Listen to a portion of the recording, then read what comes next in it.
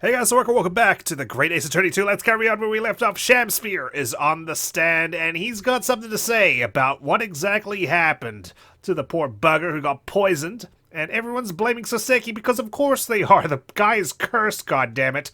And that may be because of good old Van Zeek's opposite us. For now though, let's hear what SHAMSPEARE has to say, the wintry night of my discontent. The snow lay about. My neighbor did cometh in the evening bearing a gift of tea. Hold it! Yeah, it was a gift of tea, and it certainly wasn't poisoned. To be clear, by neighbor, you are referring to the defendant, Mr. Natsume. Oh, indeed, sire. Perchance thou wouldst that I call him the man from upstairs? And at what time did the mustachioed Nipponese visit you in your room? Our meeting was promised for the hour of 9, and lo did he come to tender a gift of fragrant tea. Details which are in accordance with the defendant's own testimony, yes. And we were broiled in such a literary debate as history hath not seen before. Who would win in a fight? By which I presume he means that discussion about who was the stronger, Romeo or Juliet. I, SHAMSPEARE, did play the part of young Romeo, whilst my neighbour played the fair Juliet. Each of us dressed as would our characters be, to bring weight upon our merry experiment. I wonder if that's going to come into play, whether they dressed up as Romeo and Juliet respectively. Because they've brought it up a few times, right? The fact that he's got a lot of costumes there. Maybe that's why he got confused, because someone else used the Juliet costume and poisoned his tea. I dare not imagine the scene. Frailty, thy name is woman.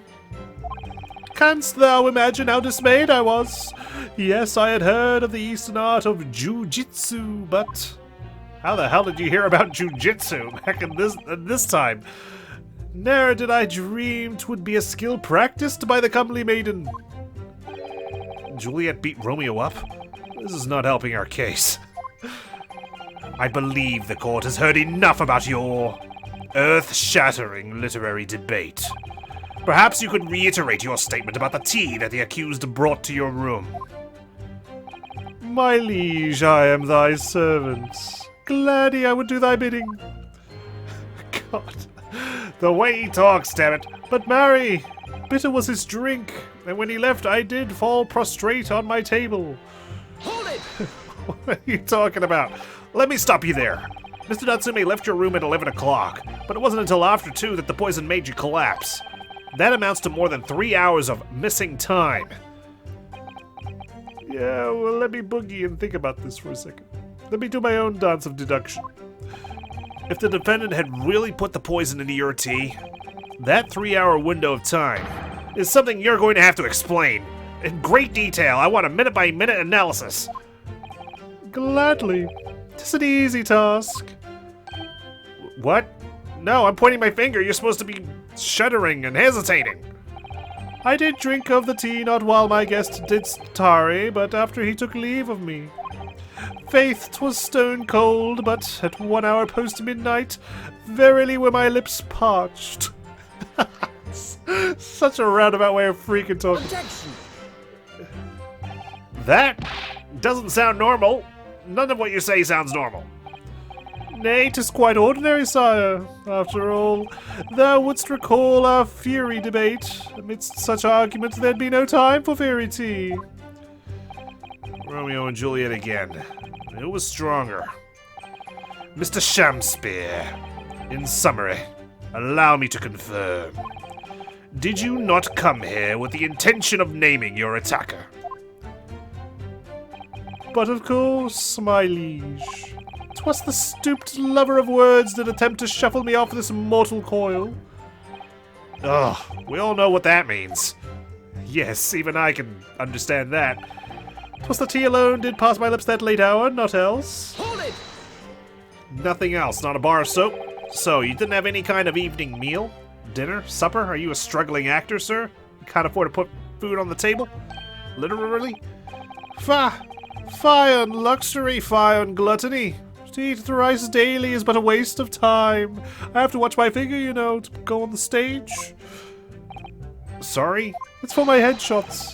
I would that my belly were full no more oft than the sun doth rise. Well, most heroic eating habits, I must say. Night and day do I fill my hours with learned study of the great bard and playwright, whom I named myself after, kind of. Hence is that there doth not in my chamber be than the costumes of mine art.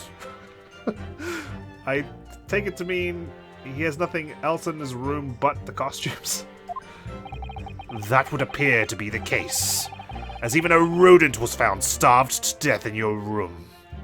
What the hell's a rat doing there in the first place if there's no food? It should have gone up to Mr. Garadim's place, or at least Natsume's room. Now I think of it, it's not just food that was conspicuously missing from that room, is it? I don't recall seeing a single play or script anywhere. For I have devoured them all. Literally, I eat those words. You've eaten them? You didn't even feed one to the rodent? Every word be written, my skull. Didst thou imagine otherwise? Right. That wasn't misleading at all. Now, could you turn around, do you think? Which brings us to the conclusion that the only way the poison could have passed the victim's lips is in the tea. He didn't literally devour a script laced with poison. I was outside this bloke's window in the freezing cold all night, keeping an eye on his room. Oops, I should probably press that. Hold it! You weirdo. But the windows of that house have all been filled in. A historical artifact of the now defunct window tax. Yeah, you're right there. All bricked up horribly. But as it happens, there's a little part of the brickwork at the bottom corner that's been opened up. I was looking in through that gap. Yes, there were a few bricks loose, weren't there? And for some strange reason, a couple of bars of soap lined up on the ledge outside as well. I don't like going around poking my chin in other people's business, especially on freezing cold nights. But them's my orders, so that's what I'll keep doing, as long as there's breath in my body. Gotcha. What's with all the theatricals today? Out of interest, Mr. Meterman. After the accused had left and returned to his own lodgings, did you see the victim leave the room at all? No, he never left. He was in that room the whole time as far as I'm concerned. And we can therefore discount the possibility of suicide, or attempted suicide. How can you be sure of that? The police carried out a thorough investigation of the scene and found no receptacle for the poison. And since we know the victim didn't leave his room and hence didn't dispose of the poison's container himself, it's clear that this was no attempted suicide. Only the culprit could have removed the receptacle. What if he'd done it by accident? Oh, yes. Lucidly explained, Counsel, thank you. Really was. Can't argue with the logic. No one else visited his room but that short little round-backed Eastern fella. Hold it! Really? Nobody else? You say a short little round-backed Eastern fella. So you can't be sure it was the defendant then? Objection! Do you see anyone else that matches that description? How many other short little round-backed Nipponese with a moustache do you think are in London? Well, of course, it's only a narrow gap and it was quite dark, so I didn't notice the moustache. But he showed up at around 9, so I'm pretty sure of myself. And when the person you saw arrived, did he and Mr. SHAMSPEARE drink tea together? Did he perform jujitsu? Nah, sorry, I couldn't say. Why not? Because I couldn't see into the room all that well, could I? But what I did see was the silhouette of that little round-backed fellow wearing a pretty dress. Then the pair of them started some kind of wrestling match. I tell you, I didn't know what to make of it. It was a fucking bizarre sight, I'm telling you. I knew there'd be something about the clothes. I suppose. That was the Romeo and Juliet championship battle getting underway. Mr. Meterman, allow me to confirm one final time. Apart from the accused, can you state with certainty that no one else visited the victim on the night in question? No question. Gasman's honor. Alright. Well, We've pressed everything. I like how Van Zeeks is just never phased, but everyone else is. Mr. Fairplay. My lord! Goodness me! Yes, Mr. Foreman. I've kept my mouth shut and listened up to now, but this has gone on long enough. Are you all with me? Oh, here we go. It's happening. Yes! Are we to understand that you ladies and gentlemen of the jury are in agreement with one another? That you've reached a unanimous decision? Too right we have. Are you all with me? Yes! Wait, no! The defense is in the middle of a cross-examination. You can't just interrupt me. To be honest, I was holding out a bit of hope for you, young man. Especially after you identified those few hours that followed the accused leaving the victim's room. Yes, the 3 missing hours, as you put it. But in the end, what difference do they make? Not as far as I can see. And since that's now apparent, there's really no reason to delay our decision any longer. Like I was saying before, if I don't take 5 bob home with me tonight, the missus will blow her top. What's that? Sorry, I didn't quite catch what you said. This guy, I swear. Very well, let the court be apprised of your decisions. Ladies and gentlemen of the jury, you will state your leanings as to the defendant's culpability. Guilty! Guilty. Guilty. Guilty. Guilty. Guilty. What a surprise. Looks like our first summation examination is coming right up. Oof. All of you? What? Even you, jury number 6? You can't even hear what's going on. Well, it would appear that the jury is indeed unanimous. Oh, time for a celebratory drink. So, this time at least, it seems justice will be done. All's well that ends well, as they say. Sorry, pal, I'm from the future, and I know Soseki gets back to Japan safely. This calls for a toast, I feel. To the guilty being punished. I don't have a goblet, just a katana, and I'll slice that goblet right out of your hands. Ah! Why are you doing this, Mr. SHAMSPEARE? Get up, Mr. Naruhodo, please! The trial isn't over yet. What do you mean, Mrs. Sato? I don't understand. Even though we just were on trial 2 days ago. What about the information I found in this encyclopedia of British law I have? That obscure right that belongs to the defense in these situations. Remember? Oh, yeah, that was the thing. Yeah. A summation examination. Yes, that's right. We don't have a jury in Japanese courts, of course. But here in a British court of law, if we can reverse the decisions of a majority of the jurors, we can force the trial to continue. Is he listening to me, mumbling my monologue? No, he can't hear me, even when I'm shouting. This trial can't end now. Whatever it takes. I just can't let that happen. There we go. A nice slam. The defense moves to invoke its right to a summation examination, my lord. You fucking scoundrel, every time. Why am I not surprised at my learned Nipponese friend's inability to admit defeat? You choose to cling desperately to some archaic rule you barely comprehend instead of accepting the truth. Certainly no other defense counsel in recent times has exercised the right to a summation examination as often as you have. You're a real sore loser, Mr. Naruhodo. Because they all know that once the jury's mind is set, it cannot be altered. Nevertheless, the right remains and must be upheld. I will watch silently, judging him. The defense counsel's request is granted. This court will proceed with a summation examination as outlined in the Encyclopedia of British Law. Thank you, my lord. Are you and your fellows prepared for Mr. Foreman? Believe me, my lord, we know all about this young lad's tenacity. And we're ready for it. Oh, okay, they got the guard up. Very well. In that case, ladies and gentlemen of the jury, I hereby call upon each of you to state the grounds upon which you find the defendant guilty of the crime for which he stands accused. Let's hear him. I can't wait to see what conflicts here. Judicial findings. Ah, I miss this music too. God, it's wonderful thinking music too. The victim may not be well off, but he's a nobleman and straight up. There's no reason to doubt the man. Well, I do declare the good gentleman has no reason to lie. In fact, I think he's rather splendid.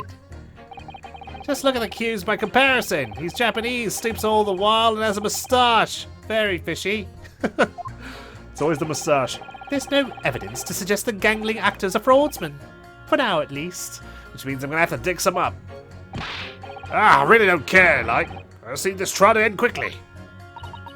3 hours of missing time is nothing when you reach my age, you know. Nothing at all. Okay, well, nothing stood out to me right off the get-go. I knew it. Every single one of them seems completely convinced. Well, yeah. Except for juror number 5, maybe. It would seem that all the jurors have come to the conclusion that Mr. SHAMSPEARE is a fine, upstanding, and honest citizen. If you ask me, they've all been bewitched by his strange theatrical movements. The way he moves is like a graceful monkey. And he's performing to their very whims. And sadly, nothing Mr. Natsume said appears to have registered at all. Well, he needs to start dancing. He needs to straighten up his back and shave off that mustache. Well, here goes. Let's not forget. I've pleaded with the jury on Saseki-san's behalf before, and it worked. So you never know. Will lightning strike twice? Before we begin, it might be an idea for me to remind you exactly how a summation examination works, Mr. Naruhodo. Oh. Yeah. Well, you're still very new to British law, after all. That's true, I suppose. I'm new to law in general. And Saseki-san's fate is entirely in my hands now, too. There's always a chance I might have forgotten some crucial detail. Perhaps I should hear Susato-san out.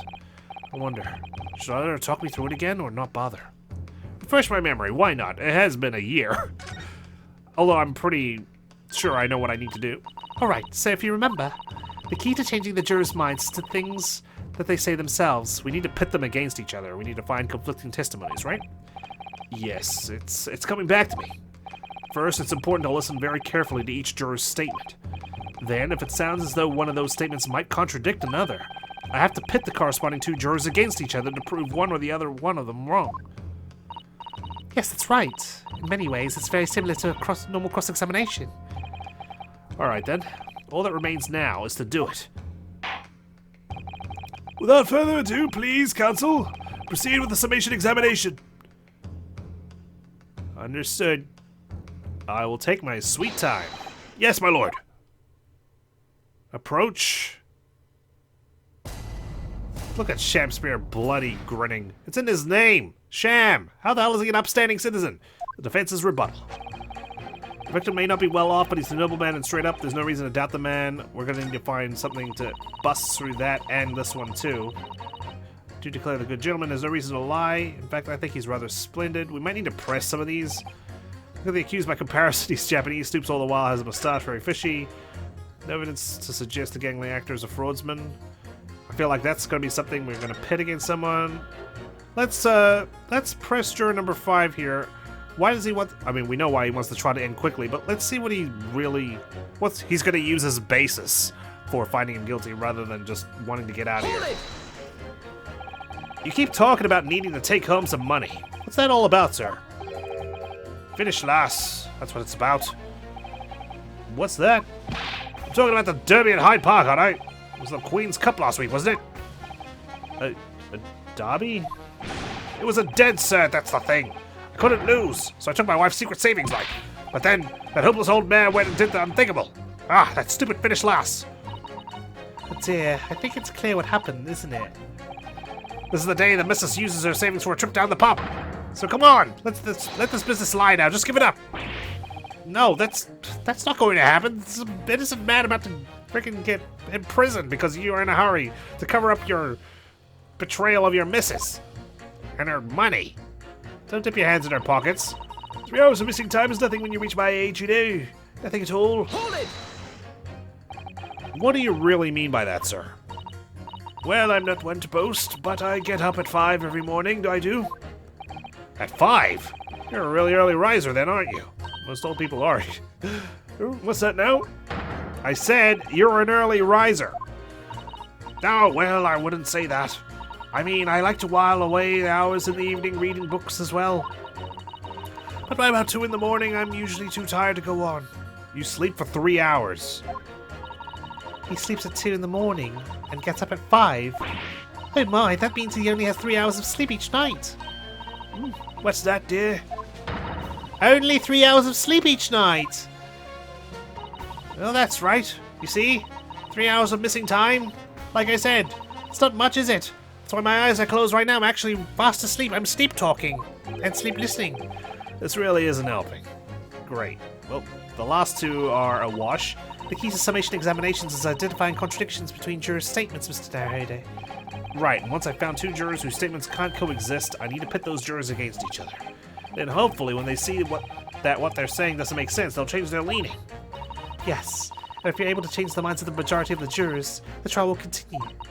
But conversely, if you're unable to do that, the judge will declare the trial over and move to adjudication. And I can't let that happen. Somehow or other. I have to turn this trial around. Okay. He's a noble. He may not be well off, but he's a nobleman and straight up. Good gentleman, no reason to lie. Okay, let's press about. I mean, we're probably gonna need to press all of them. Hold it! No, not one of those things is a reason to find the man guilty just because he's got poor posture and a mustache. But he is fishy. There's no point dancing around the fact. He's Japanese, he has a mustache, and he stoops. You see, you arrive at the conclusion in just 3 steps. 3 steps. Like a waltz, in fact. You know, the more I think about it, the more this trial seems like a dance. You seem to be several steps ahead of yourself, though. And you're on the wrong foot. No, there's nothing but circumstantial evidence here. There's no actual proof of the defendant's guilt. But the victim's version of events is backed up by what the big chin man next to him says, isn't it? 1, he saw the Japanese man there. 2, he saw no one else. And 3, he saw the Japanese man there. Oh, that's another 3 steps. Oh, this really does seem more and more like a waltz, doesn't it? Right, and the prosecution will waltz its way to victory if I let you speak much more. Alright, let's cut in front of Mr. Lady first. Go back to juror number 2. Hold it!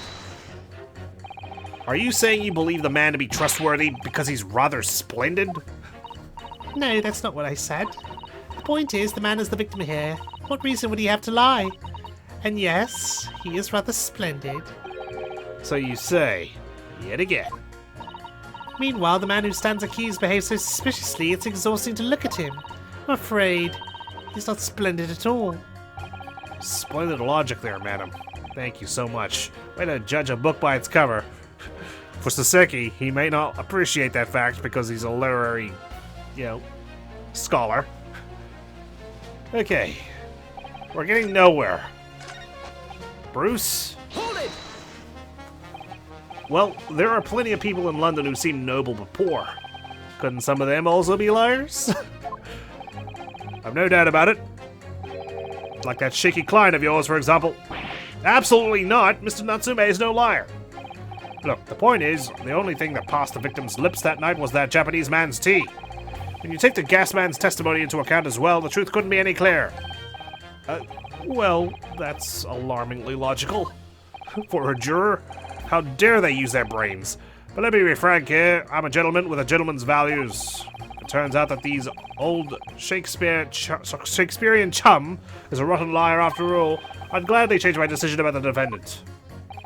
And I'm sure my fellow gentlemen on the jury would do the same. Isn't that right? Well, yes, perhaps, though I don't see it happening. What's that? Elderly gent on the end here, you know? You'll have to speak up. Look, I really don't care about all this nonsense. I just need this trial to be over.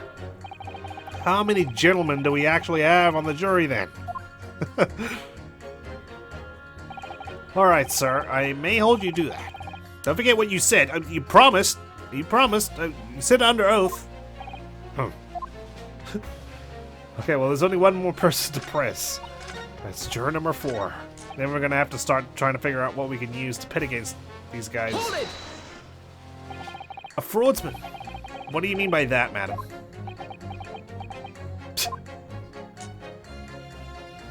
Go on. It really is the most tiresome problem for the company. Most irritating. We can be absolutely certain that a customer is stealing from us, but without hard evidence, we can't even threaten to take action for fear of being sued. I'm sorry, you lost me a little bit there. Who are you? I'm the wife of Augustus Altamont, owner of the Altamont Gas Company. Good gracious! Altamont gas, you say? There's always someone relevant. Gas is the future of energy in this country and around the globe, but proper handling is essential. As I'm sure our employee from the East End branch office would be the first to agree. Absolutely, Lady Quimby. Gotta be used properly. Altamont gas is the best in the world, of course. How do you know? Have you been around the world, sir? I think we may have solved the mystery of the bow from earlier, Mr. Naruhodo. The bow from earlier? Right, he bowed in deference to his employer's wife, did he? So, would I be right in assuming that the reason Mr. Meterman was watching what Mr. SHAMSPEARE was up to in his room... I'm afraid that there's no end to the lengths the population of the East End will go to in order to steal our gas. Oh, is Mr. SHAMSPEARE stealing gas? So I really have no choice when the company identifies somebody as a possible fraudster. But to dispatch a worker to watch the suspect day and night. We're very thorough in our investigations. So you mean Mr. SHAMSPEARE is... I wouldn't come out and say it in public. But you can finish that sentence with a grubby little gas thief. You have noticed the public gallery in here, have you? The eye of man hath not heard, the ear of man hath not seen. Faith, wouldst thou wound me with thy words, were I to let them penetrate the skin. But seraphs hear not insults, only choirs of angels in song. We may not have evidence yet, but my workers won't stop buzzing around until they find it. And when they do, you'll find yourself blasted back to your angelic heights in the Altamont gas explosion. So Mr. SHAMSPEARE has been stealing gas. I wonder, juror number 4, if you wouldn't mind adding that information to your statement. My pleasure. Was it the bit about ripping that thief apart you enjoyed? Well, a little bit before that part about abject violence, if it's not too much trouble, please. We'll strike that last part from the record that you want to snap his neck. Yes, of course. And blow him up to smithereens. This could be it. This could shift the balance. I've ruined his character. To think that you were the one I thought I needed to pin against someone else. I thought I needed to press other people, but no, you were the one I needed to press this entire time. The victim puts on a fine performance, but in reality he's a common thief of my company's gas. We can put that against, well, I guess juror number 1, of course, has the most obvious statement. Show that the victim's a liar. She just thinks he's splendid. Objection! Those two statements clearly contradict each other. Good gracious. To whose statements do you refer, counsel? Juror number 1. What are you yelling about, lad? I presume you've heard juror number 4's statement, made by the wife of the owner of Altamont Gas. Well, yes. The victim, who you claim to be a noble, straight-up man, in fact, turns out to be a clown. A common thief. So the good lady says, but there's no evidence, is there? You and I both heard them say as such? As much? It's true, we don't have evidence as such, just yet. But the claims aren't baseless, you know. What? You heard me. Seeing as his operation has already been compromised, I would suggest that the court hears testimony from our East End branch of office employee over there. I'll do whatever you say, my lady.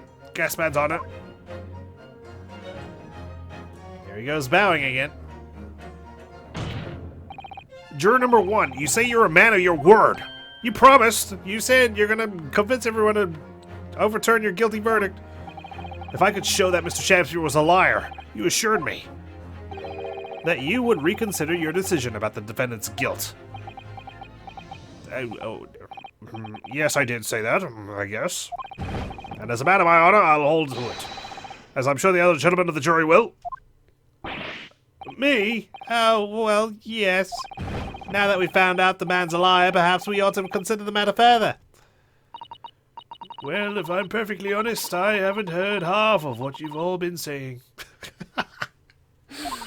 So if this means you'll recap a few points, that would suit me down to the ground. No, I'm not having a part of this. I want this trial over and done with.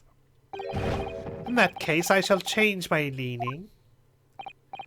So, Mr. William SHAMSPEARE, if that is your real name, we of the jury demand to know exactly what kind of a man you really are. Alright, that's 4 out of 6.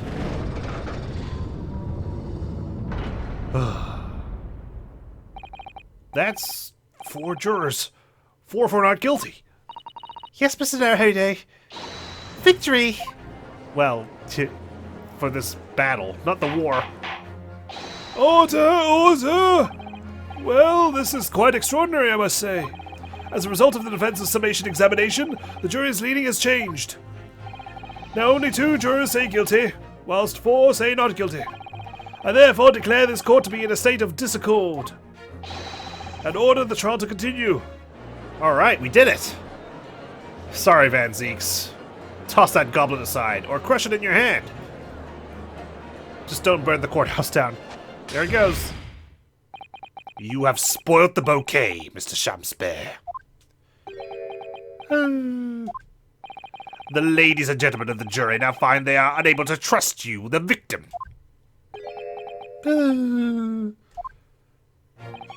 But you gods will give us some faults to make us men. So God mend me, I do swear.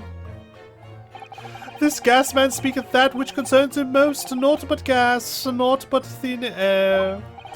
Aye, it burneth bright a while, but it hath no substance, and it doth reek foul. Oi! What'd you say? Do I take it, Mr. SHAMSPEARE, that you deny the allegations of gas thievery? Most heartily, my lord, hast thou forgotten. I am as a seraph, an angel, noble of mind, sweet of nature, and verily, honest of heart. Ah, you flowery-mouthed, pompous beanpole! Just because I haven't got the evidence yet.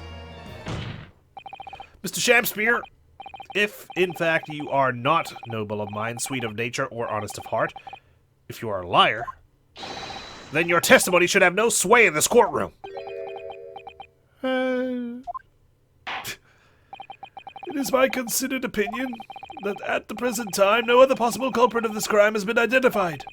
All testimony heard by the court thus far heavily implicates the defendant. In short, it would not be unreasonable at this stage for me to rule on the case.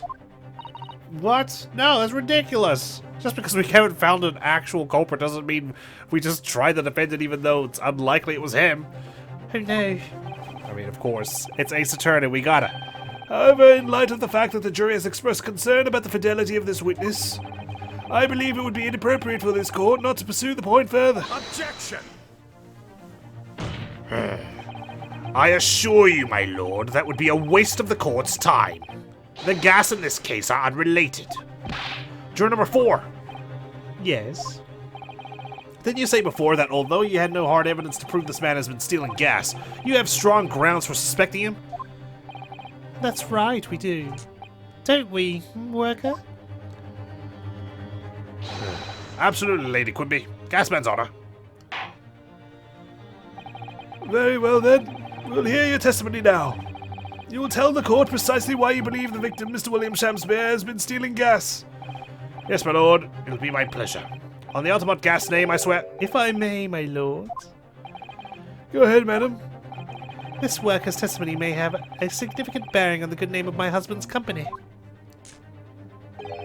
Therefore, I should like to take the stand alongside him in a supervisory role, if you wouldn't mind. Oh, are we going to get this testimony where someone reacts to what the other person has said and we need to press them?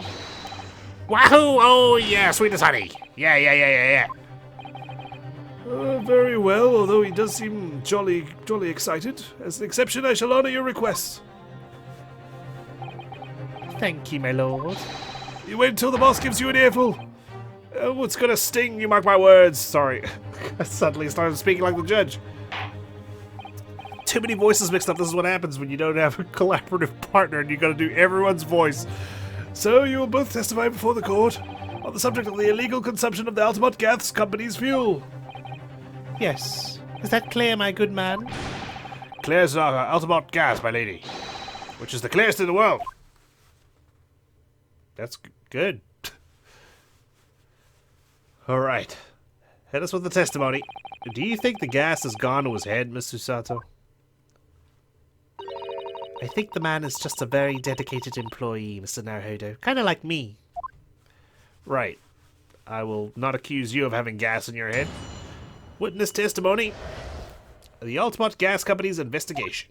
I'm proud to be the company's East End branch investigator and meet a money collection agent. Altamont gas meters accept the threepenny bits, each coin giving customers about 2 hours of gorgeous gas. And yet the meter in Mr. SHAMSPEARE's room didn't have a single coin in it. The meter doesn't appear to have been tampered with, though, and the collection agent has the only key. Somehow he's using all the flaming gas he wants without paying a penny. If that's not thieving, what is? I think I understand what's happened. Pray forgive the discourtesy. The irrelevance of this testimony caused me to turn to my hallowed chalice. Right, let's quickly review the bar of soap here and how there's a little imprint here. The guy's obviously making molds of coins and he's using that to fool the gas meters. Okay. Cool. Now I understand why he has bars of soap. What do you mean by that remark, Lord Van Zeeks? Did the mustachio Nipponese poison the gangling excuse for an actor, or didn't he? That is all that should concern this court. And yet now we must listen to this abhorrence.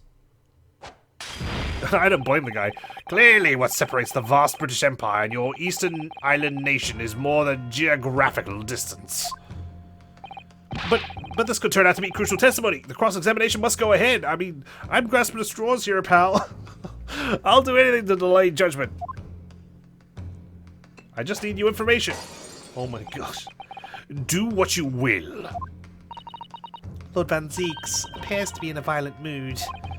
Yes, he does. Well, at least he threw the bottle backward and not forward. An attempted poisoning, and an incidence of gas theft with no supporting evidence.